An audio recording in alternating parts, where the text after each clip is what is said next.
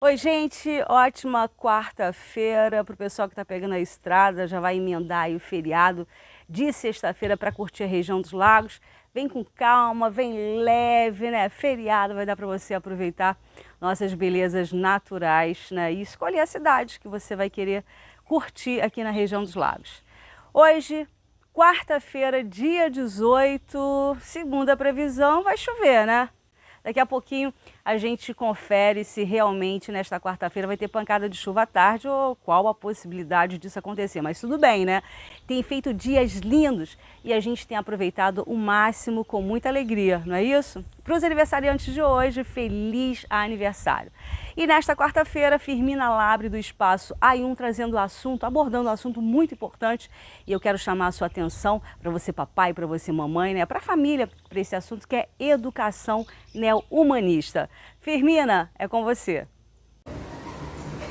Namaskar a todos, Leila sua linda, estamos em 2023. Claro que o ano é novo, mas as questões são bem antigas. Questões antigas como educação, escola, que estamos nesse momento trazendo uma roupagem nova. E essa roupagem é uma roupagem muito mais coerente com o mundo e o ano novo que nós estamos vivendo. Para isso, eu andando por aí, andando pelo mundo, extraindo algumas coisas que foram muito interessantes dentro de escola.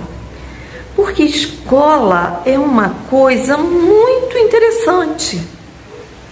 As crianças ficam ávidas por escola. Passam alguns anos e elas, em sua maioria, começam a odiar a escola. Elas se tornam refratárias a uma coisa que deveria ser muito interessante, que é o saber. Porque saber é o sabor da vida. Por conta disso, dentro desse olhar, eu encontrei o neo-humanismo.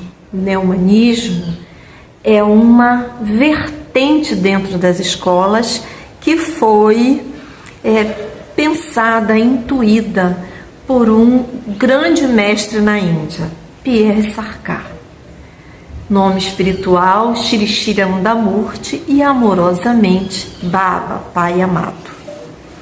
Ele teve, como muitos outros mestres, um olhar para a infância, o olhar para a primeira fase da vida. E dentro disso, ele instituiu uma filosofia para que as crianças, desde pequena, pudessem acessar a algo sutil.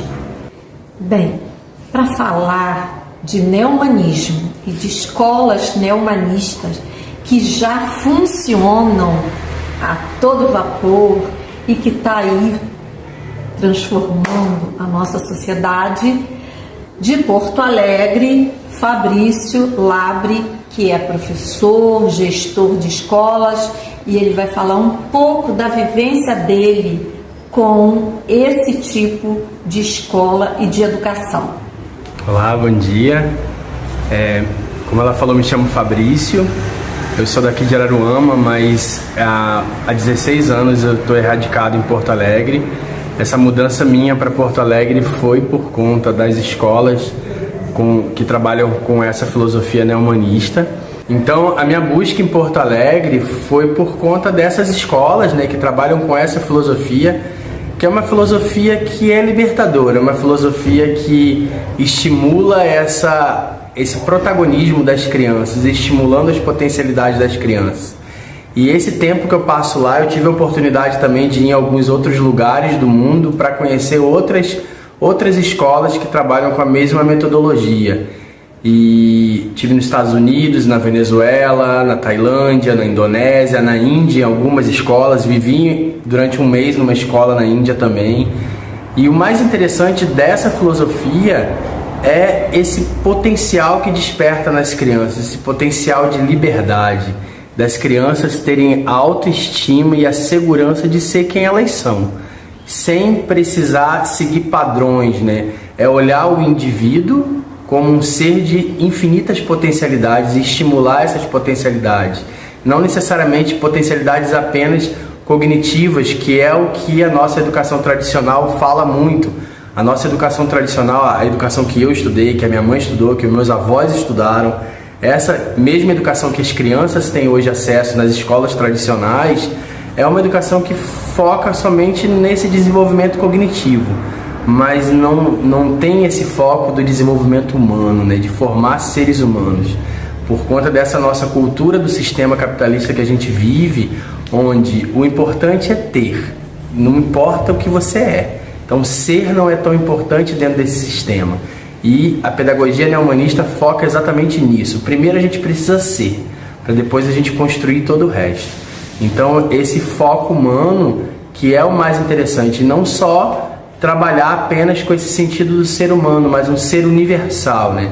É um ser pertencente em todo o universo, onde a gente tem um peso para cuidado com as plantas, com a natureza, com os animais, um cuidado com os seres humanos também, mas olhar a gente sendo pertencente de um todo, assim, de todo o universo que faz parte. Sempre que nós falamos de neohumanismo, de escola neohumanista, há uma generalização. Por isso vai ser muito importante para Fabrício, nesse momento, pontuar quais são as bases de uma escola neohumanista. Então, a pedagogia neohumanista, a primeira coisa que a gente precisa pensar é na qualificação do educador ou da educadora que está na ponta com esse público de atendimento, seja criança, seja adolescente, sejam jovens adultos. Não importa o público que está sendo atendido, a gente precisa primeiro qualificar essa pessoa que está fazendo esse atendimento. E essa qualificação, a gente pensa que precisa acontecer uma expansão de consciência. Como é que a gente faz expansão de consciência? A gente utiliza 4 ferramentas, que a gente fala que é o quadrilátero da educação neohumanista, que é o yoga, na prática de exercícios físicos, que a gente trabalha as nossas glândulas endócrinas com controles hormonais, faz esse exercício de articulação, onde cria um corpo saudável. A prática de meditação com o objetivo de foco, de concentração, que principalmente para a criança, né, que o grande benefício da meditação com a criança é o estímulo da concentração. E uma criança que consegue se concentrar, ela consegue alcançar qualquer coisa, aprender qualquer coisa. Em seguida, um conjunto de valores humanos, onde esses valores a gente aprende a ter cuidado com outros seres, serviço com outros seres do universo, e o cuidado com o nosso ser também, que a gente precisa aprender a ter esse cuidado com a gente mesmo, né? E por fim, do quadrilátero, um conjunto é a nossa alimentação. Uma alimentação que seja livre de sofrimento, uma alimentação mais saudável e principalmente que não tenha outros animais no nosso prato. Então, a gente fala muito de cuidado, fala muito de não violência, não adianta nada a gente seguir essa não violência, cuidar do nosso pet, do nosso cachorrinho e comer uma vaquinha no nosso prato na hora do almoço. Então, esses 4 pontos, essas 4 ferramentas, para a gente é toda a nossa base desse trabalho que é feito da educação neohumanista, tanto com os educadores quanto com as crianças, adolescentes e jovens. Olha, Leila, que coisa interessante. E é isso que hoje, não só nas escolas, mas todo o meu trabalho aqui no AIUM, os cursos que eu dou, não dá para fugir de que nós, esse corpo, é formado pelo alimento que nós comemos. E esse alimento é quem vai dar a tonicidade do nosso ser. Porque quando nós nos alimentamos de um alimento mais sutil, a nossa mente ela tem mais clareza. O nosso sistema imunológico ele vai ficar mais fortalecido e o nosso sistema nervoso vai adquirir uma tranquilidade maior para exercer esse quadrilátero que o Fabrício acabou de falar aqui. principalmente a meditação. E eu tive a oportunidade de agora, nesse final de ano, em Porto Alegre, e almoçar numa das escolas de educação neohumanista.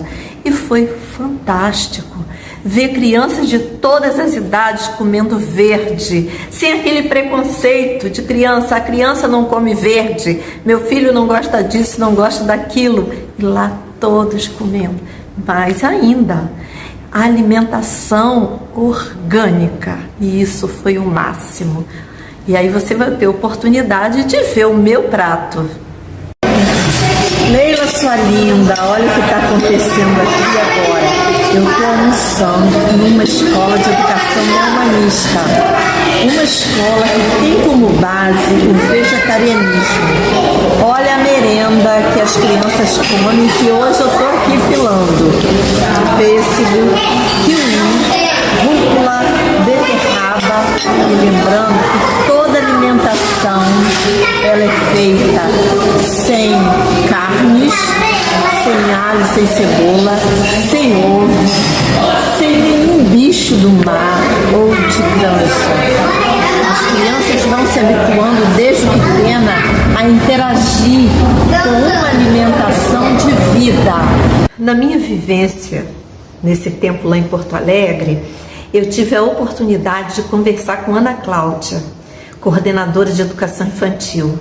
E olha, ouvindo Ana Cláudia, como você vai ouvir agora, você não vai ter dúvida nenhuma. Por que eu estou fazendo esse programa? Porque nós aqui em Araruama estamos estabelecendo uma escola neohumanista. Ouçam Ana Cláudia, e aí dá vontade de todas as crianças passarem por essa escola. Bem, eu estou aqui nesse momento numa escola de ensino fundamental. Mas essa escola de ensino fundamental é a segunda escola, porque a primeira escola é a escola de educação infantil. E nós, professores, ressaltamos que o momento mais apropriado para imprimir valores humanos, a condição de afeto e a manifestação da vida, ela deve ser um ensino infantil, porque uma pessoa de 0 a 7 anos, ela vai guardar, assim como todos nós guardamos, impressões para uma vida inteira. Eu tenho aqui a Ana Cláudia, que é a coordenadora de educação infantil da Escola de Mandamarca. E, gente, para mim é um prazer estar falando um pouco das nossas escolas de educação infantil e só linkando a fala da nossa grande amiga, trazendo exatamente isso da importância de se vivenciar uma boa educação infantil, né? Toda criança precisa passar por este processo. Então, linkando tudo isso, eu trago a importância do brincar, do cuidar e, acima de tudo, de respeitar a criança e a sua infância, respeitar a sua história. Baseado nisso, as escolas da Mandamarca vêm trazendo todos esses processos também, trabalhando com as crianças a nossa filosofia, a prática do yoga, da meditação e uma alimentação saudável sem sacrifício animal. Então essa é a nossa trajetória e é a partir daí que começa também esse processo do respeito à infância e respeito à criança, aos seres animados e inanimados. Muito obrigada, Ana Cláudia. Isso anima a vida, isso dá um outro tom à educação. Bem, a eficácia é a medida da verdade. Muito lutamos pela verdade das coisas. Mas agora vocês vão ouvir Lívia, que também é professora dessa escola, tem algo muito especial. Ela foi aluna de uma escola neohumanista e é muito bom falar com alguém que viveu essa experiência e que sentiu em algum momento vontade de participar disso. Oi, Leila, aqui eu de novo, aproveitando esse momento aqui em Porto Alegre, nessa escola de educação neohumanista de Mandamarca,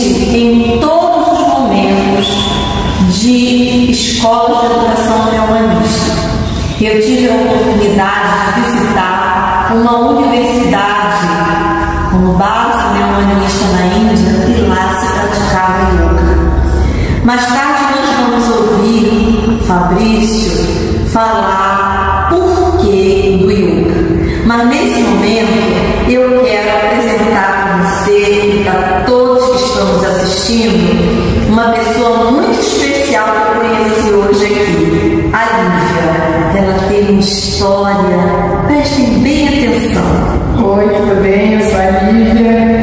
Eu fui estudante da Dona Mário, ensino de humanista, e hoje eu sou professora de yoga aqui na escola, então para mim é muito emocionante e significativo trazer tudo que eu aprendi para essas crianças.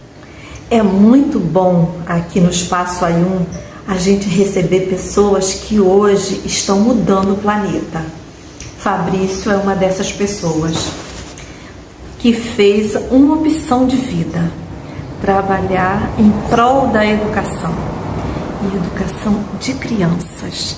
E muito eu agradeço porque é uma fonte de inspiração para todos nós que nesse momento está empenhado também em fazer uma escola neohumanista aqui em Araruama.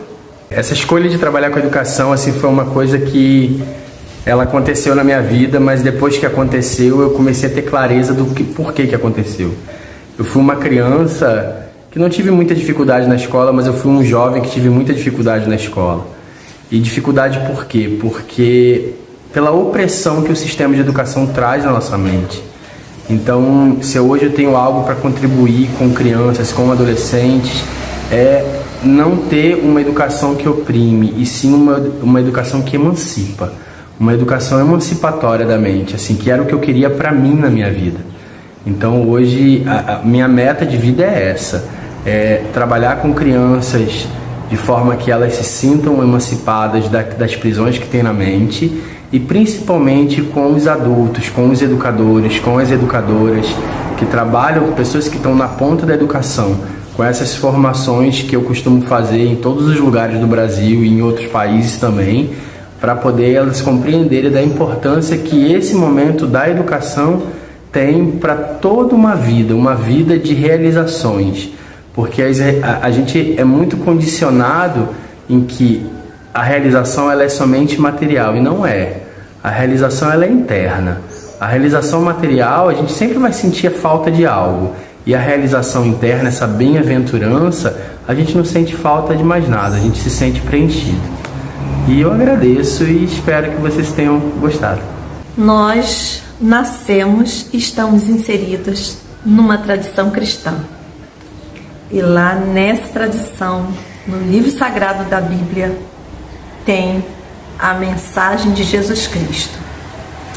Deixai vir a mim as criancinhas, porque delas é o reino dos céus. Que venham as crianças e que eu possa, como ser humano e como professor, aprender com elas. Namaskar a todos vocês e a Leila, sua linda, que dá essa grande oportunidade de fala todas as semanas. Obrigada, Firmina, pela participação. De volta na próxima quarta-feira. Beijo aí para o Fabrício Labre, né, que está retornando para o Sul. Fabrício, bom tê-lo aqui com essas informações e toda essa experiência, né, essa vivência. Fiquei também muito feliz em poder te conhecer e te ouvir nesta edição aqui no Fala ao Vivo. Gente, estou ficando por aqui, de volta amanhã em mais uma edição. Beijo no seu coração para os aniversariantes nessa data querida, muitas felicidades e muita alegria, muito amor, que você realize os seus sonhos, tá? Que toda criança e idoso receba amor, tenha um lar, tenha o que comer e tenha o que vestir, porque tudo é o amor e o amor é o todo.